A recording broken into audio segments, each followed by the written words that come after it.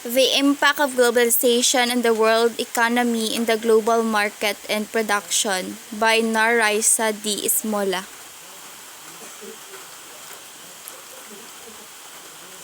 Introduction.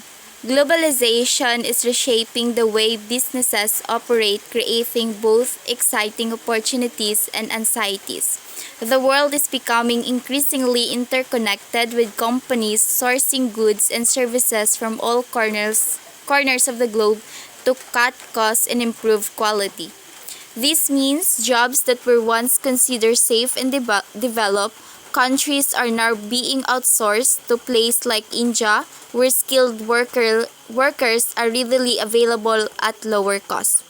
This flattening of the world, as author Thomas Friedman puts it, is creating a more level playing field where talented individuals in developing countries have the same chances to succeed as those in the West. While this global competition brings challenges, it also drives innovation and ultimately benefits consumers with affordable products and services. The statement of the problem. This student aimed to determine the impact of globalization on the world economy and global market production.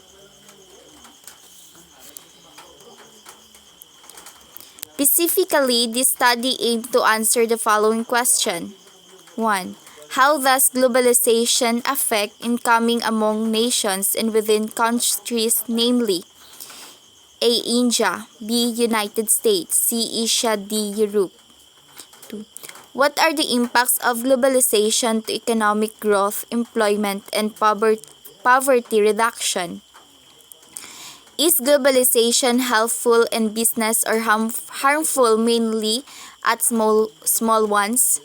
Is there a significant difference of economic growth and market production in some countries?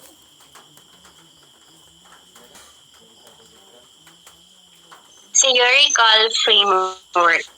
Globalization impact on the world economy is a complex issue viewed different by various perspectives.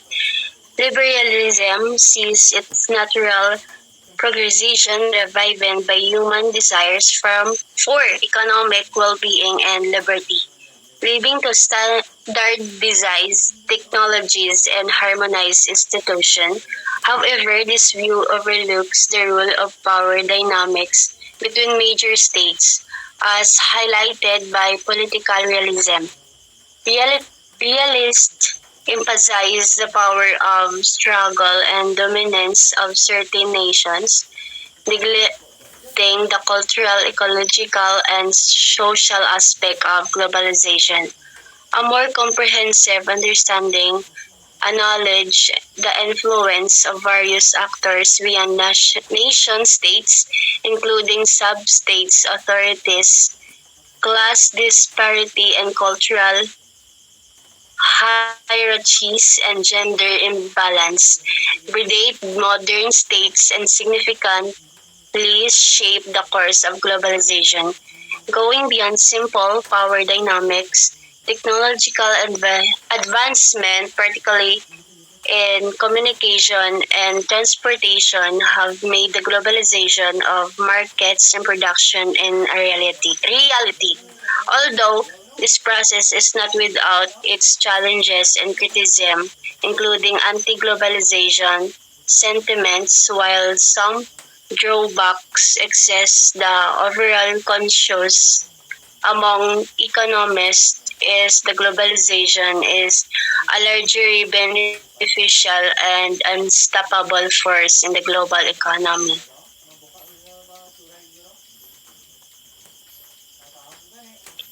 Conceptual framework.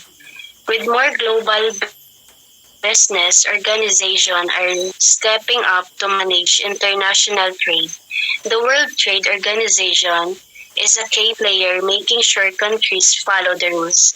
By 2006, most of the world trades was covered by WTO's 149 member countries is growth is thanks to fewer trade barriers and amazing pitch, advisement and communication transport.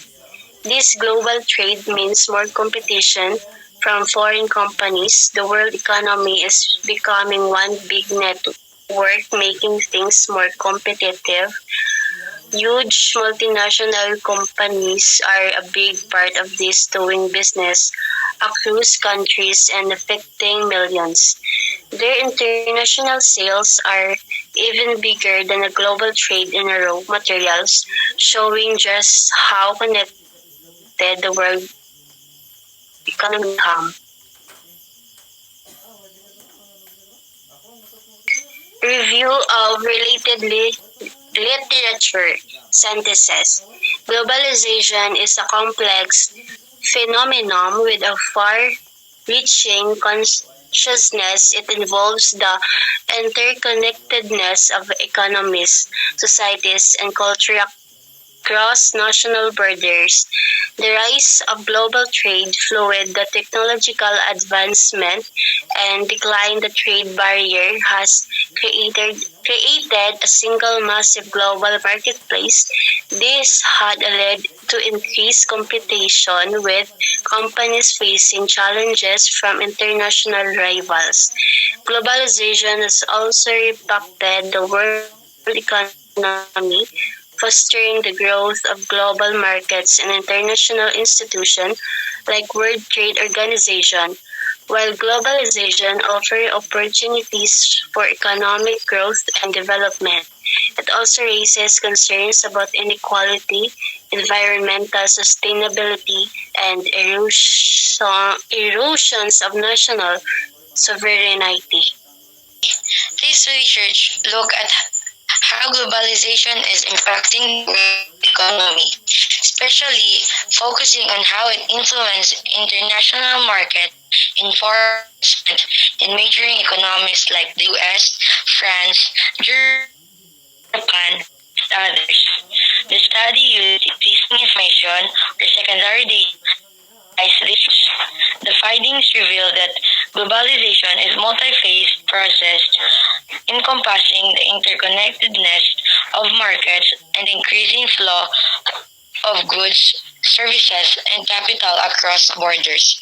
The shift is creating a more integrated global economy where national economies are becoming increasingly independent. Barriers trade are diminishing.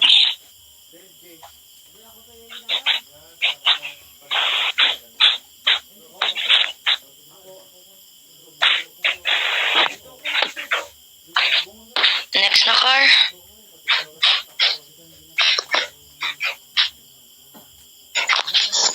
Research local is this research explores how globalization impacts the global market in foreign investment in the US, France, Germany, Japan, and the UK, Canada, Italy, China, and other countries. The researchers focus on the quality of their research rather than the quantity rather. Using a qualitative approach despite the broad geographical scope, their findings are supported by existing literature and reliable sources. Ensuring the reliability of the research, data was gathered through research in the countries studied and analyzed using these reliable sources. The ethical consideration focused on the exchange of cultures, beliefs, informations, and political power inherent in global trade. Through the paper acknowledges many unexplored aspects of this complex topic. The researchers themselves were participants. The sampling technique involved direct and persuasive speech styles in their analysis.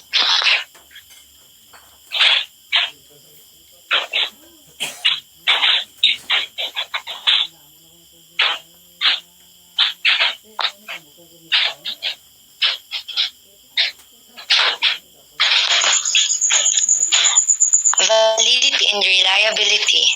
On the research paper, it was already found on the RRL and the sources that this paper racist, so the reliability is up and can be trusted. Data gathering procedure.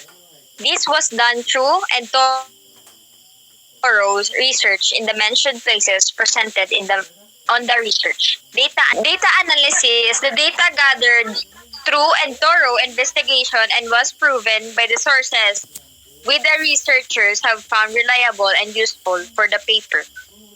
Ethical considerations. In ethical considerations, there are no boundaries between the countries. It's basically give and take like barter or trading.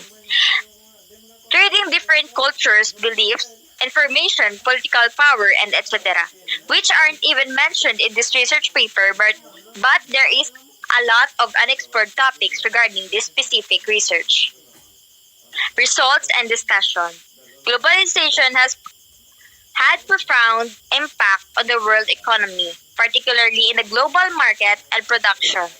It's characterized by the growing connectedness and interdependence among nations, individuals, and businesses worldwide. This phenomenon has been driven by a rapid advancements in communication and transportation technologies, as well as the liberalization of trade and investment policies.